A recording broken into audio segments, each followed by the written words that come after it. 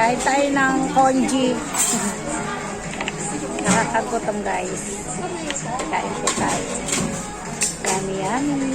Ang halo nito ay ito. Ano nga to, madam? Century egg.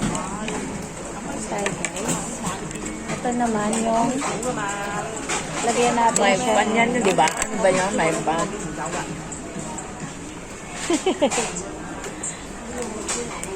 Yan, banding-banding pag may time tayo guys.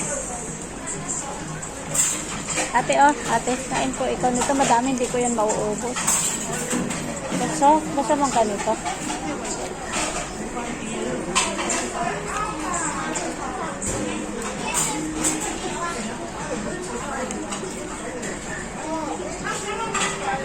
Lagyan natin siya ng sauce.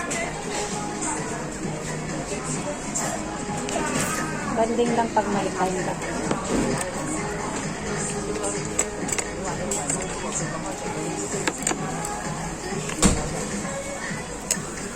Okay.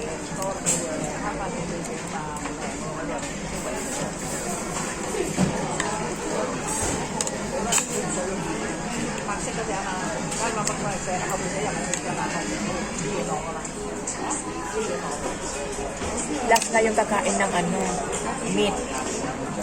Opo. Last na. Ngayon. Oo. Nice, kain tayo.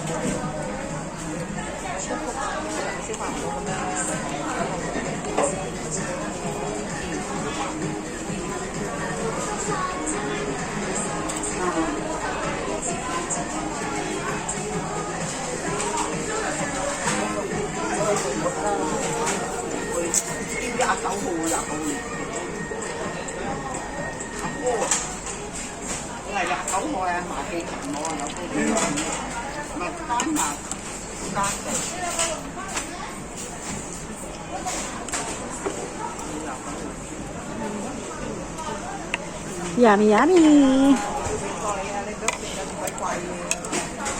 Ate, okay. Kuha na lang ako.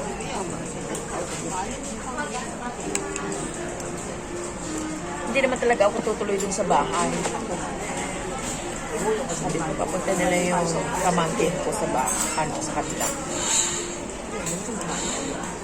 Yun ang sinasabi ko, yung galing sa hirap.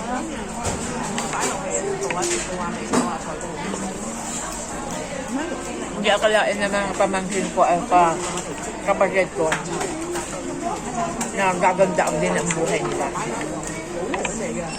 Gaganda ang bahay nila. Ang Na buhay. hindi na barong-barong. Kaya nga, hindi naman lahat ng oras andun lang naka-stay sa isang ano eh.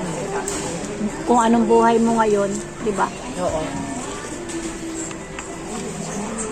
Mababago yan basta lang magsumikap.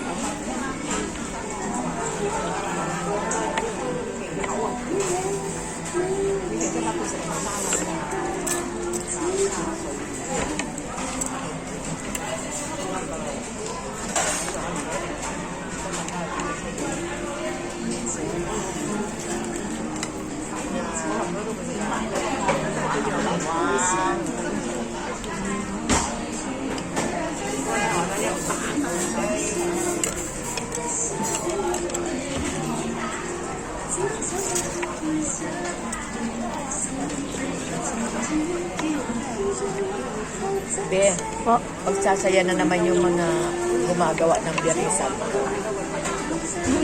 Ano? yung mga mangkukulam dyan, masaya na. Ilang araw yan. Isang linggo. Masaya na naman sila. May santong araw eh. Ha? Santong araw. Very important yung Friday. Bukas. Uunahan na natin sila.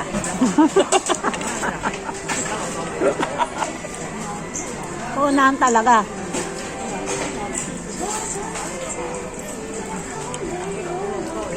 Kaso nga lang, hindi na sila pumapasok sa ano ko eh. Saan may? Bumabalik na sa kanila. Narinig ko kay Madam, nanood ako kagabi ng kay Madam. ano siya, Biyernes Santo, nakapupos daw siya sa mga inaalagaan niyang sa kanyang parilis. Titirikan niya daw ng mga insenso yun. Kawawa naman sila.